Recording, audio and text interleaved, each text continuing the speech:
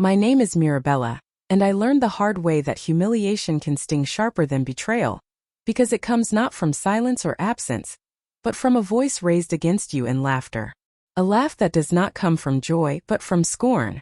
A laugh meant to tell the whole room that you are nothing, and will never be anything more. That night began like a fairy tale, at least on the surface.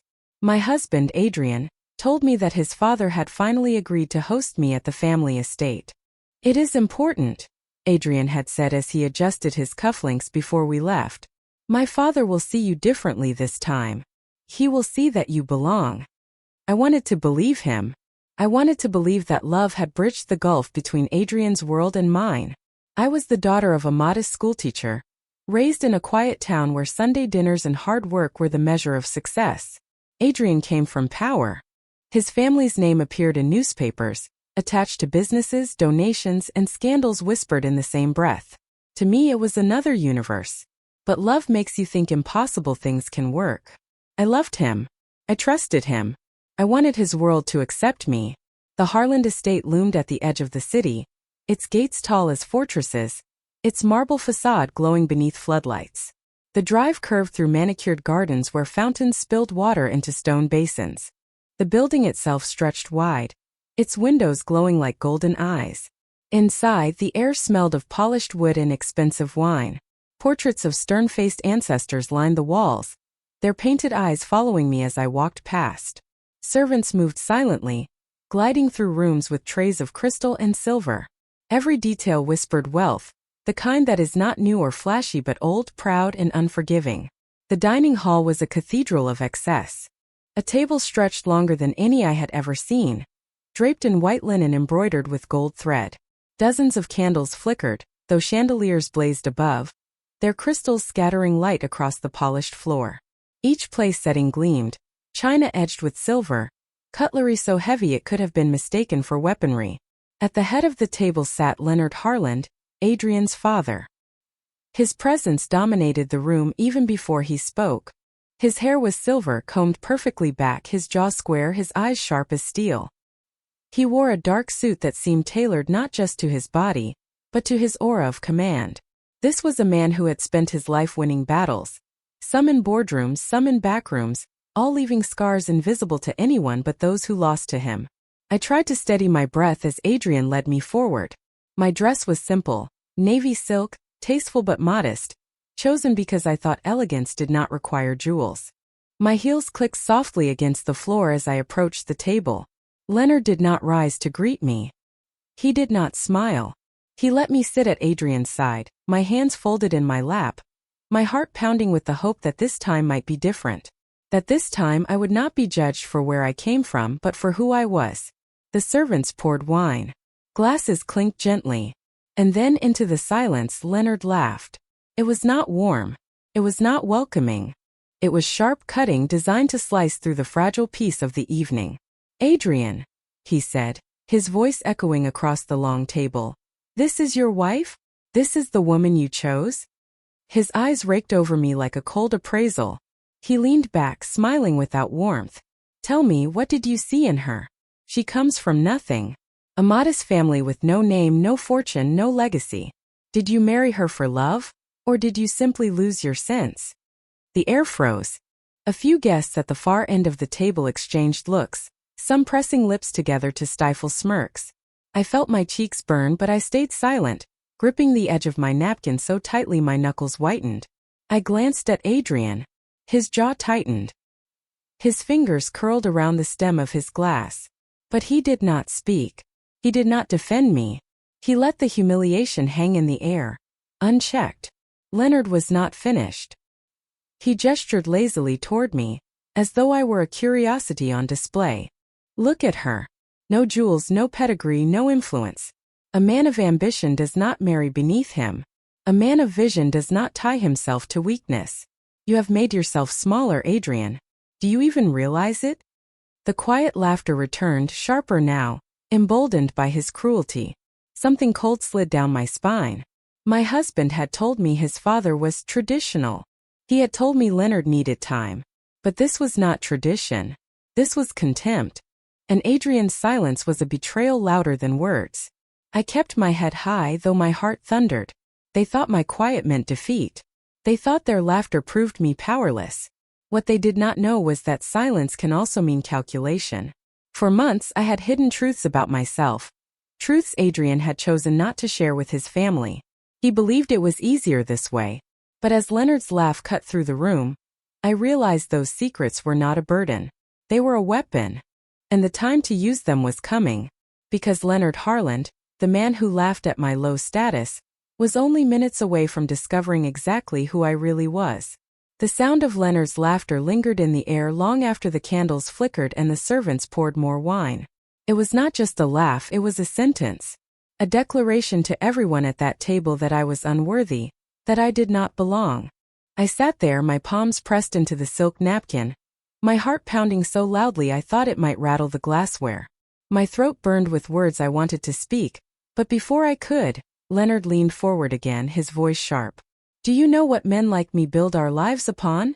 he asked, though he was not speaking to me. His eyes were locked on Adrian, as though I were invisible. Legacy. Name. Power. A family is only as strong as the alliances it forms. And you, my son, have thrown it all away on a woman who brings nothing. She is a shadow. And shadows drag men down. A murmur of agreement rose from two men at the far end of the table. One woman smirked behind her glass. I could feel their eyes on me like weights pressing into my skin. I turned my gaze to Adrian, searching for something. Anger, defense, love. But he stared at his plate, jaw tight, lips pressed thin, silent. He said nothing. The silence was worse than Leonard's words. Silence meant acceptance. Silence meant consent. Silence meant betrayal. Leonard's eyes gleamed as he saw my husband's stillness. "You see? Even Adrian knows I am right.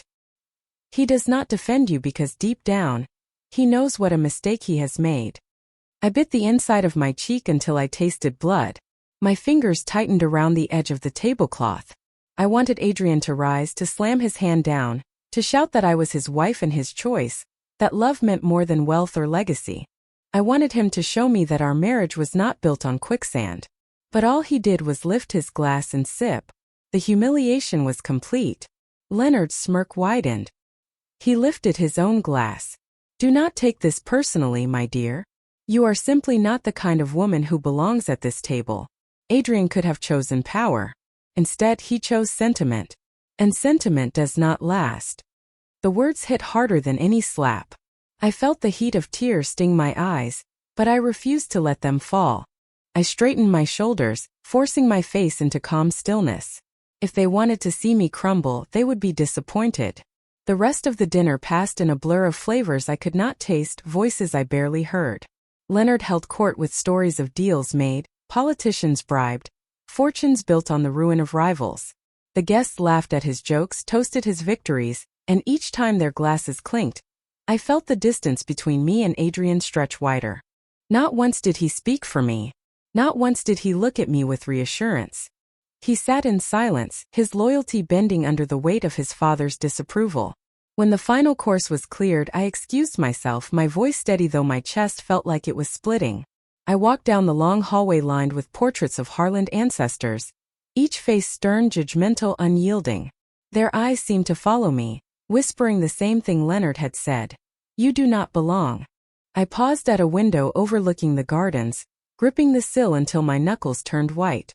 I had given Adrian my heart, my trust, my name.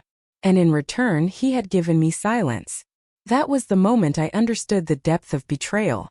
Not Leonard's cruelty, for that had been expected. It was Adrian's weakness that gutted me. A husband who cannot stand beside his wife is not a partner. He is a stranger wearing a familiar face. When I returned to the dining room, Leonard's smirk told me he believed he had won. The guests rose, their laughter filling the hall as though nothing had happened. Adrian offered me his arm, but his eyes did not meet mine. I slipped my hand into his, my grip cold, my smile faint. I played the role they expected, silent and compliant because that is what they believed I was. But inside something shifted. My humiliation hardened into resolve. My silence sharpened into a blade. They thought I was powerless, but I carried a truth none of them knew. A truth that would tear their smug certainty apart. Because while Leonard laughed at my low status and Adrian betrayed me with silence, neither of them knew the storm I was about to unleash, and it began with a secret I had kept buried until now. When we returned home from that disastrous dinner, the house felt like a cage. The walls echoed with the silence Adrian wrapped around himself, a silence colder than Leonard's scorn. He did not apologize. He did not explain. He poured himself a drink, loosened his tie, and sank into the leather chair by the window. His words, when they finally came, cut sharper than his father's laugh. "You should not take it personally, Mirabella. My father, he has high standards. He will come around eventually." I turned to him, my voice steady though my hands trembled. "He humiliated me in front of a room full of people. And you said nothing." Adrian looked away, his jaw tightening. "What did you want me to do? Argue with him in front of everyone? That would have made it worse." "No," I whispered. "It would have made it clear that you were on my side." The silence that followed was an answer in itself. That night, while Adrian slept soundly beside me, I lay awake staring at the ceiling. Leonard's words echoed in my mind. No jewels, no pedigree, no legacy. And Adrian's silence burned worse than the words themselves. But beneath the humiliation, something else stirred. A memory. A truth. A secret I had never intended to wield, but one that now pulsed like a heartbeat in my chest. Long before I met Adrian, before the Harlan name shadowed mine, I had a life Leonard knew nothing about. I had built something of my own. I had walked boardrooms where my name, not my face, carried weight. I had signed contracts worth millions before I ever wore a wedding ring, but I had hidden it. When I married Adrian, I chose simplicity. I wanted to be seen as a woman, not a brand, not an empire. I let him believe I came from nothing because it was easier than explaining. I wanted to build love untainted by wealth. So I folded that part of my life away, tucked it behind quiet smiles and modest dresses. Now I realized, my silence had given Leonard his weapon. But if I unsheathed my truth, I could cut him deeper than he had ever cut me. The next morning, when Adrian left for work, I opened the locked drawer of my desk. Inside lay files I had not touched in months, legal papers, contracts, deeds of ownership. At the top was the one document that mattered most, the certificate of incorporation for Alessandra Group, a company I had co-founded years ago, a company that had grown into one of the fastest rising firms in the city. My name was there in black ink. Mirabella Jameson, co-founder and majority shareholder. I traced my finger over the letters, my humiliation hardening into focus. Leonard thought I had nothing. Adrian believed his silence had cost me everything. But the truth was, I had more power than either of them realized. Still, truth without timing is wasted. I could not simply wave papers in Leonard's face. I needed a plan. Evidence. Proof strong enough not only to silence his laugh, but to expose the weakness behind it. So I began to gather. I pulled financial statements, investor reports, signed agreements, every record that tied my name to the company. I printed photographs of the headquarters, the awards the firm had won, the articles in business magazines that praised its meteoric rise. I collected them like arrows for a quiver, each one sharper than the last. And then I went further. I began to dig into Leonard's empire too. Late at night, while Adrian slept, I searched through public records. His businesses were vast, yes, but cracks showed when you looked closely. Lawsuits buried in archives. Disgruntled employees. Environmental violations quietly settled.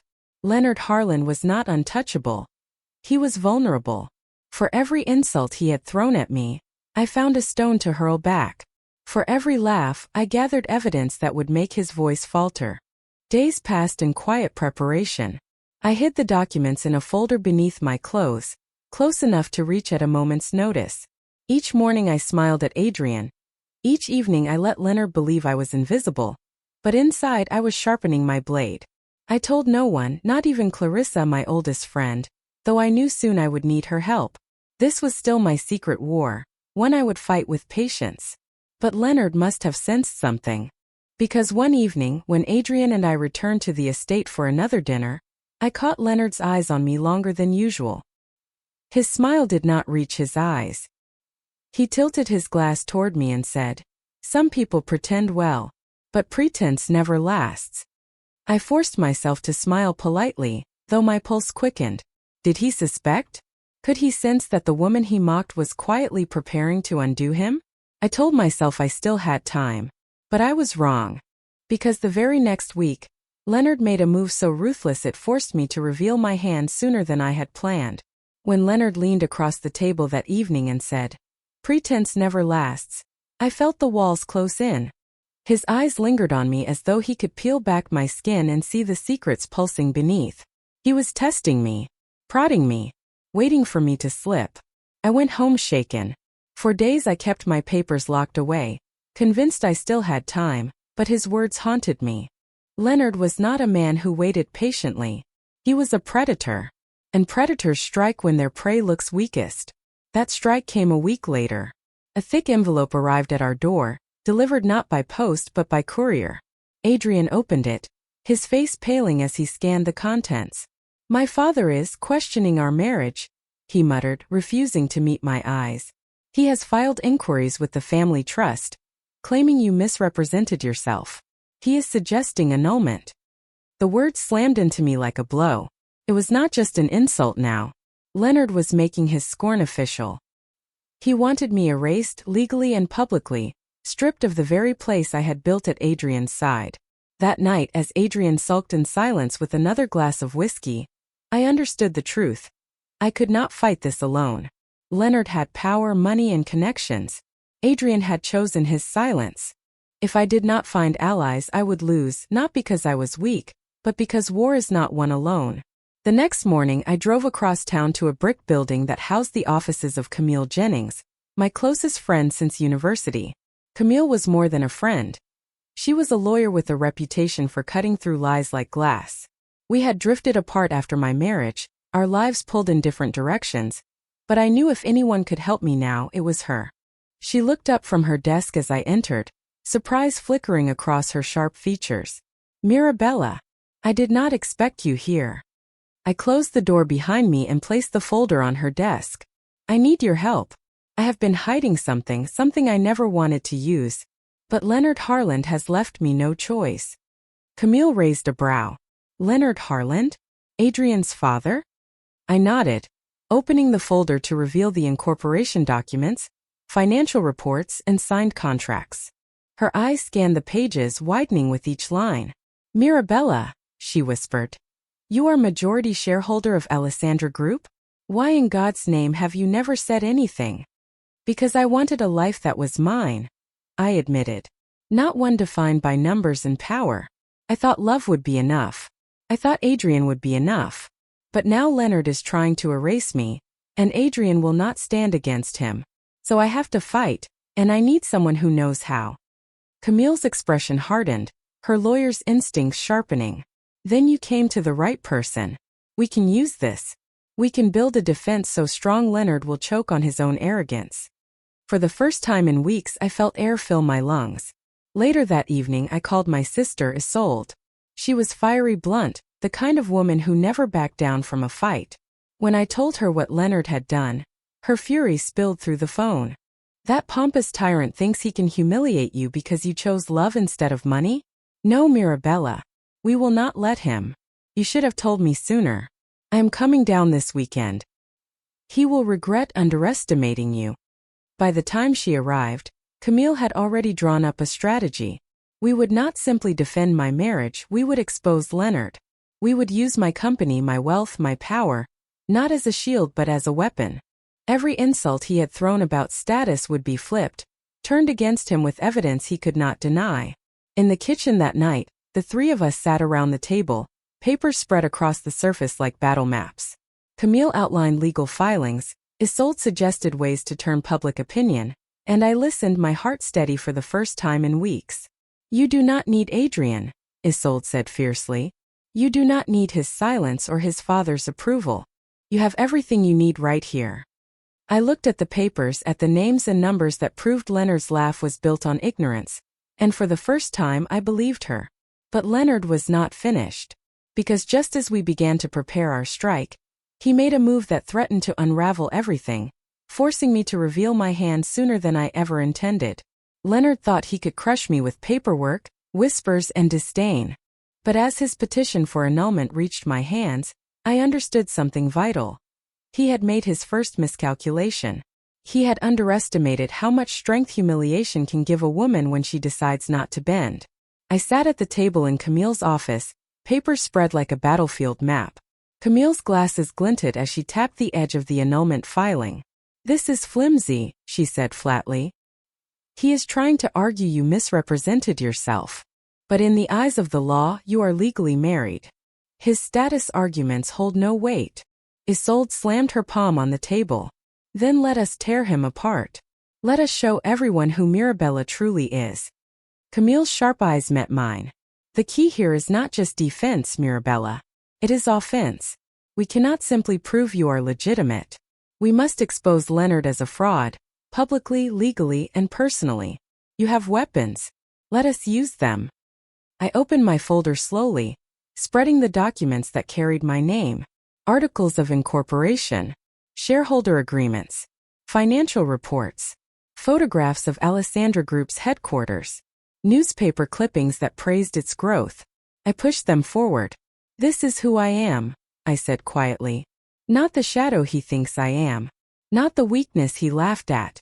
I built this before I ever married Adrian. And I let him believe I came from nothing because I wanted a life of love, not strategy." Isolde's lips curved into a fierce smile. "Then we give Leonard a lesson in strategy."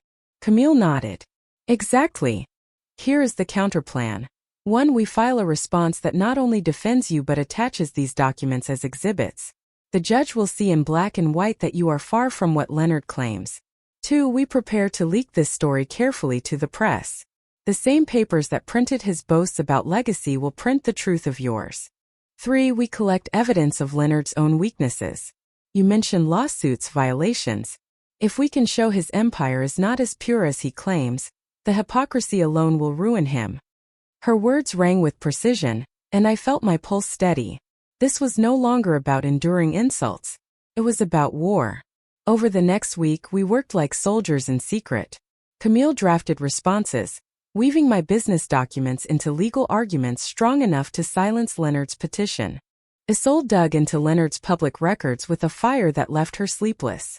She uncovered labor disputes, complaints buried in archives, and whispers of settlements paid to silence those who had dared oppose him. At night, in my own study, I organized everything.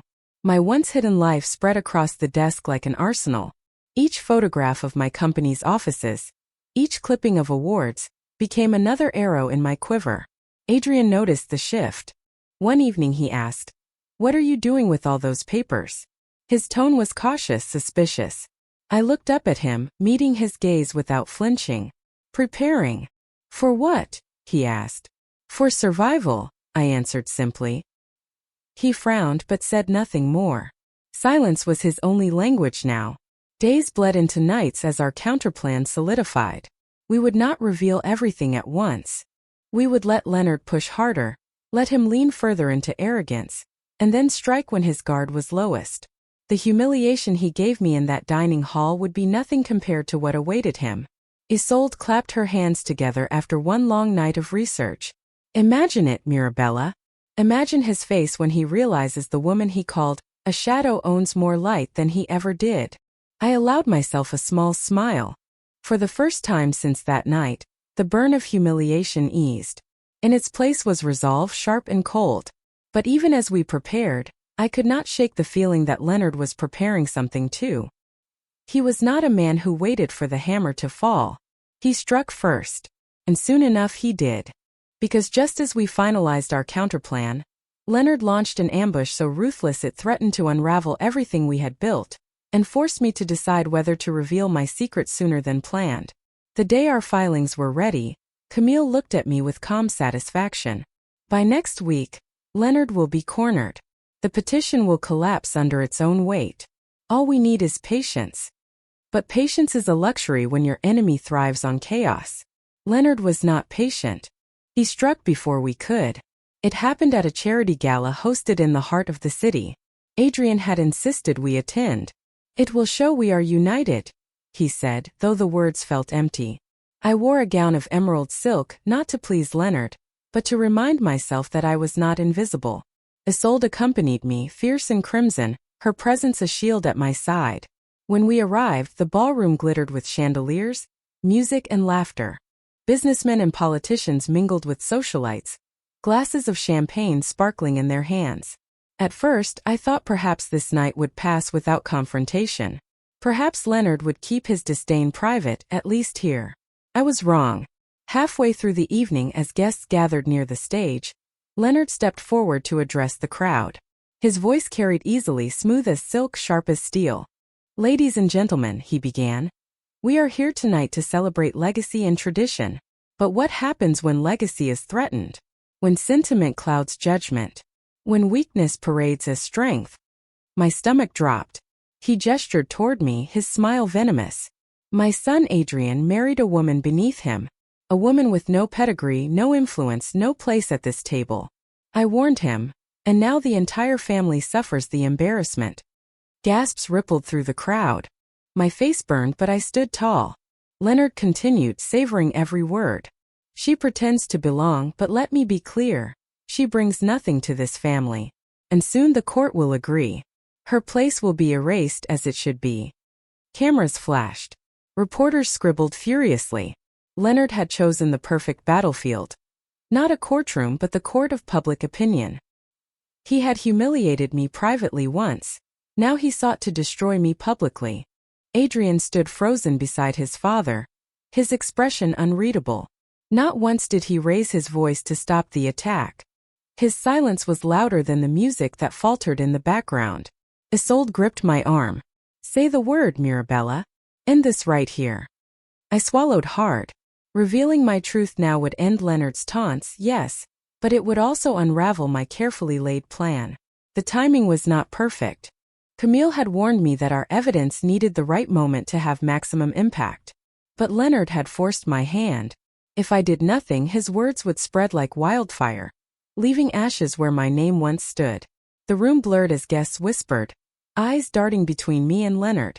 Some pitied me. Others looked at me with contempt. And still Adrian said nothing.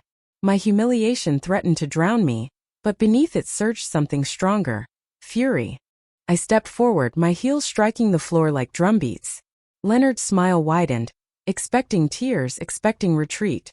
Instead, I lifted my chin. "Careful, Leonard. Sometimes the shadows you mock carry storms inside them." The crowd gasped, sensing the shift.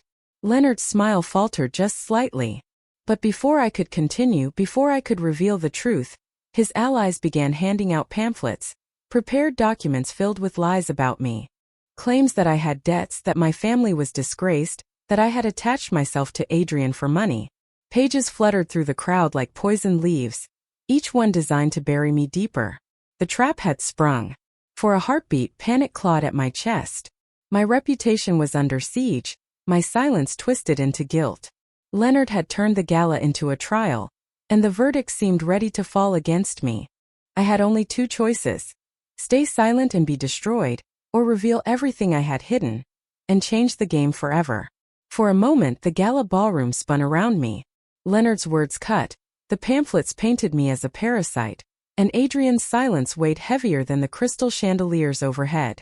Guests whispered, eyes darting, some with pity, some with disdain. Leonard thought he had won. He thought his laughter would bury me. But humiliation has a way of forging steel. I stepped forward, the hem of my emerald gown trailing behind me like a banner. The microphone at the podium was still warm from Leonard's speech. My hands trembled, but my voice, when it came, carried clear across the room. "You are right about one thing, Leonard. Pretense does not last. So let us end the pretense tonight." The crowd hushed. Cameras swung toward me.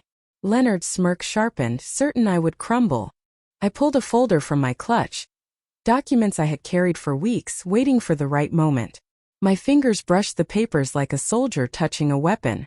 "My name is Mirabella Jameson," I said, my eyes sweeping the room. "And I am not the shadow you imagine. I am the co-founder and majority shareholder of Alessandra Group." Gasps rippled through the ballroom. Phones flashed as people searched the name, screens lighting with headlines about one of the fastest-growing firms in the city. Faces shifted from contempt to shock, from disdain to sudden respect. Leonard's smirk faltered. "Lies," he spat, but his voice was less certain.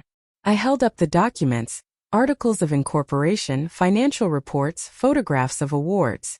These are not lies. These are facts. Facts you chose to ignore because you were too busy laughing. While you sat on your throne of arrogance, I built something real. Something mine. Something no one can take. The crowd erupted with murmurs. Some applauded softly. Others stared at Leonard, waiting for his response. He sputtered, his face reddening. So what? A company does not make you worthy. You are still. I cut him off, my voice sharp as glass. Still what? A woman? A wife? A partner who expected respect and received humiliation instead? You mocked me for not wearing jewels, Leonard, but I do not need trinkets to prove my value. I carry empires in my name. And tonight you are the one exposed, for your ignorance, your cruelty, and your weakness. The words rang like thunder. For the first time, Leonard looked small. His allies shifted uncomfortably. Reporters scribbled furiously. Isolde's smile gleamed like fire at the edge of the crowd. Adrian finally stirred, his voice weak. Mirabella, why did you never tell me? I turned to him, my heart aching. Because I wanted to be loved for who I was, not for what I owned. But your silence tonight spoke louder than any truth I could have hidden. The room gasped again, this time not at Leonard but at Adrian. His failure to defend me was now public, undeniable. Leonard tried to laugh it off, but the sound was hollow, strained. Do you think this changes anything? Do you think? But the crowd was no longer with him. A businessman near the front muttered. She has more status than half this room. Another said. And he called her nothing? Cameras zoomed in, capturing Leonard's scowl, his son's shame, and my steady composure. I placed the documents back into my clutch and lifted my chin. You asked what I bring to this family, Leonard. The answer is more than you could ever measure. And the next time you laugh, remember, shadows do not drag men down. Arrogance does. Applause broke out. Soft at first, then louder, filling the hall. Some guests stood. Phones flashed like fireworks. Leonard's face twisted with rage, but his power had slipped through his fingers. The narrative was no longer his to control. And yet, even as the applause thundered, I saw it in Leonard's eyes. He was not finished. He would rather burn the ground beneath him than accept defeat. And his next move would prove just how dangerous a humiliated man could become. The ballroom had erupted. Applause thundered, mingled with gasps and the frantic clicking of cameras. Guests who had smirked at Leonard's insults now looked at him with open disgust, whispering behind raised hands. Others approached me with cautious smiles, suddenly eager to align themselves with the woman they had once dismissed. For a brief, breathless moment I felt powerful, vindicated. But humiliation is a poison, and Leonard had swallowed too much. He slammed his hand against the podium, the sound cracking through the applause like a whip. Enough! He roared, his face red, veins bulging at his temples. Do not be fooled by theatrics. She is a fraud. A schemer who has deceived my son, deceived this family, deceived every one of you. The crowd hushed again, tension vibrating in the air. I did not flinch. If I am a fraud, Leonard, then let the documents speak. Let the reporters check. By tomorrow morning, every article about Alessandra Group will confirm what I have said. And what will they write about you? That a man who boasts of legacy could not recognize power when it stood at his table. Gasps rippled. Phones flashed. Leonard's fury grew wilder, his composure cracking like thin glass under a hammer. Do you hear her? He shouted, turning to Adrian. Your wife humiliates you in front of the city. She undermines this family's honor. Adrian shifted uncomfortably, torn between two forces. Finally he spoke, but his words were weak. Father, maybe we should. Silence. Leonard snapped. His finger jabbed toward me. She has poisoned you. She has no respect for blood, for name, for history. And if you cannot see that, then you are no son of mine. The room gasped again. Adrian's face drained of color. For the first time I felt pity for him. He had allowed his father's shadow to smother him, and now that shadow had turned on him too. But pity did not erase the truth. When I needed him, he had chosen silence. Leonard turned back to the crowd, his voice shaking with desperation. She thinks her papers, her little company, make her equal to me? To my family? She is nothing. Nothing. And that was when Isolde stepped forward. My sister's voice rang clear, her tone slicing through the noise. Nothing? The woman you call nothing just dismantled you with a few sheets of paper. Everyone in this room saw it. Everyone in this room heard it. You can scream all you want, Leonard, but the truth is louder. Applause erupted again, louder this time, some guests even laughing at Leonard's rage. His face twisted further, his authority slipping like sand through his fingers. Adrian tried once more, his voice trembling. Mirabella, please, we can fix this. I turned to him slowly, my gaze steady. Fix this? You let him destroy me in silence. You let him humiliate me while you sat with your head down. You want to fix it now, when the world has already seen who you are. His mouth opened, but no words came. His silence was his answer, just as it had always been. Leonard, wild with fury, shoved past the podium, sending a glass shattering across the floor. Reporters swarmed closer, capturing every second. He stormed toward the exit, shouting curses that only amplified his disgrace. His allies scrambled to distance themselves, their smiles brittle, their handshakes with me suddenly eager. The ballroom was chaos, half the guests congratulating me, the other half gawking at Leonard's downfall. The music had stopped, the air electric with scandal. But beneath the noise I felt it. A shift. Power had tilted. For the first time, Leonard was not the predator. He was the prey, thrashing as his own arrogance devoured him. And yet, as he vanished into the night, I knew this was not his end. A man like Leonard does not surrender, he strikes back. And his next strike would come faster, harder, and more dangerous than anyone expected. The next morning, the headlines spread like wildfire. Every newspaper, every online article, every whisper in the city carried the same story. Heir's wife exposes Harlan patriarch at gala. Photographs of me standing tall in emerald silk filled the front pages. Screens replayed the moment I declared my name, the moment Leonard's face cracked, the moment Adrian stood silent at his father's side. The narrative had shifted overnight. Business journals called me the woman who dismantled a dynasty with a single reveal. Social pages praised my composure. Even critics who once dismissed me now admitted Leonard had underestimated me. The very people who laughed with him at the dining table were now laughing at him in private, their loyalty evaporating with his power. At the ranch-style estate Adrian and I called home. The phone rang endlessly. Some were reporters begging for interviews. Others were investors from Alessandra Group, congratulating me on my strength, reminding me that the company's reputation was stronger than ever. Adrian wandered through the house like a ghost. He tried to speak once, his voice hollow. Mirabella, I did not know. I never realized. I looked at him, my heart heavy but resolute. You never asked. You never saw me. And when your father tried to erase me, you let him. His silence was his apology, but apologies spoken too late weigh nothing. Leonard, meanwhile, had become a spectacle. News outlets replayed his furious outburst at the gala, his wild accusations, his desperate rage. Headlines called him a patriarch unmasked. Commentators questioned his legacy, digging into the lawsuits and violations Isolde had uncovered. The cracks in his empire had become visible to everyone. Isolde called me from her hotel the next morning, laughter in her voice. The city is buzzing. You should see the feeds, Mirabella. People are quoting your line about shadows and storms like it is scripture. Leonard looks like a relic, a dinosaur roaring against the future. Camille was more cautious. This is a victory, yes, but do not mistake humiliation for surrender. Men like Leonard do not fade quietly. He will be dangerous now more than ever. We must stay ready. Her warning gnawed at me because she was right. Even as the world mocked Leonard, I remembered the fire in his eyes when he stormed out of the ballroom. That was not the face of a man who accepted defeat. That was the face of a man plotting revenge. By evening, the community around us had chosen its side. Neighbors who once whispered that I was too plain for Adrian now greeted me with respect.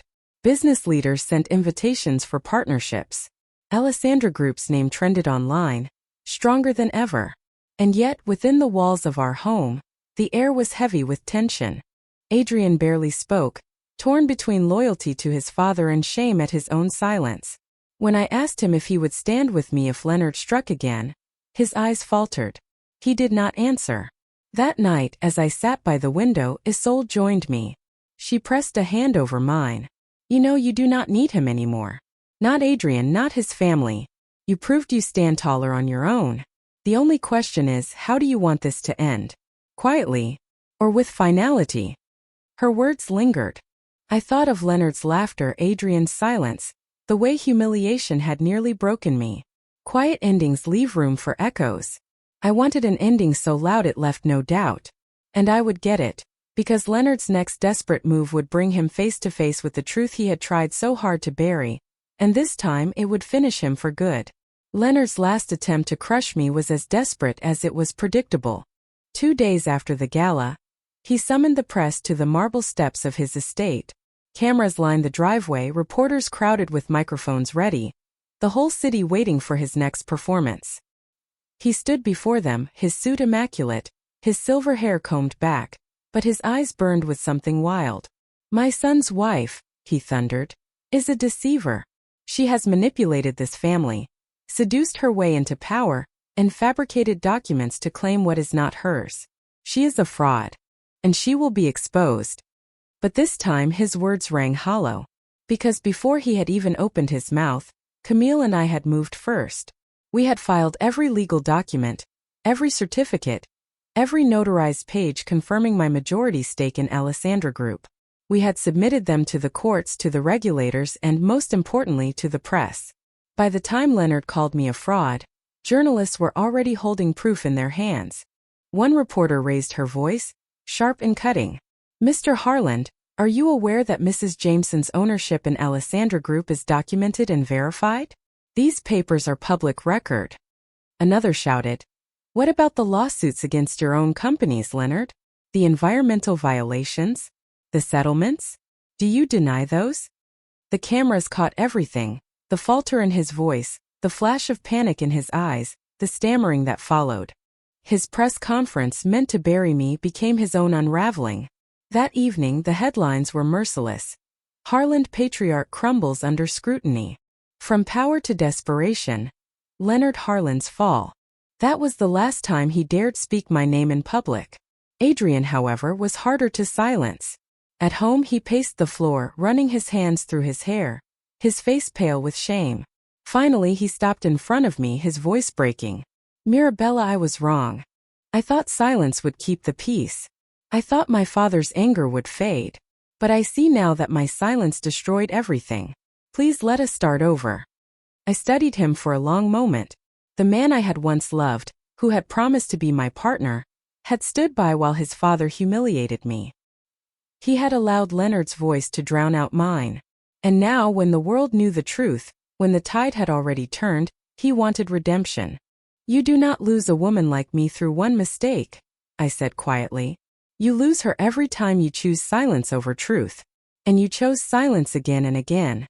He reached for my hand, but I pulled away. My decision was already made. The next morning I packed my belongings. As I walked out of that house, the walls heavy with his father's shadow, I felt something lift from my chest. I left the Harlan name behind me, but I carried something far greater. My dignity, my strength, my victory. The weeks that followed proved what Leonard refused to see. Alessandra Group flourished, its stock rising as investors rallied around me. Invitations poured in from conferences, partnerships, and boards that once overlooked me. My name was no longer spoken in whispers. It was written in headlines, praised in speeches, respected in rooms where Leonard once reigned. Isolde stayed by my side, reminding me daily that survival is not enough, that triumph is the only answer to humiliation. Camille became not just my lawyer, but my shield, ensuring no smear campaign could touch me again. And the community, once quick to judge, now looked at me with admiration. Sometimes, late at night, I sit by the window of my new apartment overlooking the city lights. I think of Leonard's laugh, echoing across that long dining table, sharp and cruel. I think of Adrian's silence, the silence that cut deeper than any insult. And I smile, because what was once a wound is now a scar, and scars tell stories of survival. Leonard wanted me erased. Adrian wanted me quiet, but I rose louder than both of them. And to anyone listening now, I say this: never let someone else's laughter define your worth. Never let someone else's silence make you doubt your voice. Betrayal will test you. Humiliation will scar you. But both can forge you into something stronger than you ever imagined. I was called low status. I was mocked as nothing. And yet, in the end, I stood higher than every name that tried to bury me. This was my story. Thank you for listening. And if you want more stories of betrayal turned into victory, of silence shattered by truth, stay with me. Because there are many more storms to weather, and many more triumphs to claim.